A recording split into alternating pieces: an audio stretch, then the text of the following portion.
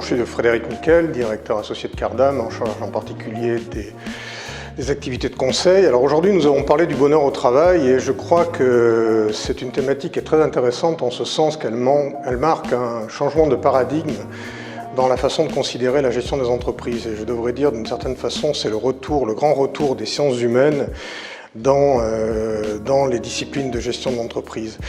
On s'aperçoit qu'en fait, les ressources humaines qui ont été parfois un peu négligées au bénéfice des sciences plus mathématiques, plus financières éventuellement, les ressources humaines apportent des clés qu'il est urgent de prendre en compte et d'utiliser aujourd'hui. Et on s'aperçoit qu'en fait, l'organisation tertiaire au travail, elle est d'abord constituée de tous les êtres humains qui la composent et qu'elle va reposer à la fois sur la satisfaction des collaborateurs et sur la capacité à générer une interaction sociale positive entre les différents collaborateurs. C'est de ça dont on parle réellement quand on parle du bien-être ou du bonheur au travail.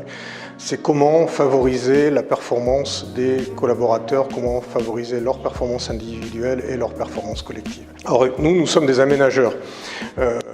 Fondamentalement, nous travaillons sur les artefacts, sur les choses dures, sur l'immobilier, sur la forme physique de l'immobilier, mais on ne peut pas abstraire notre raisonnement d'aménageur de ces considérations de sciences humaines et je dirais même on doit absolument les intégrer pour concevoir de meilleurs aménagements.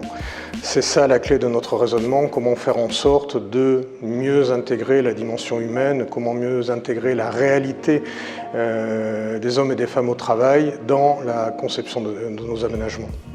Alors le bonheur, c'est un peu un rêve prométhéen, je ne sais pas si nous l'atteindrons.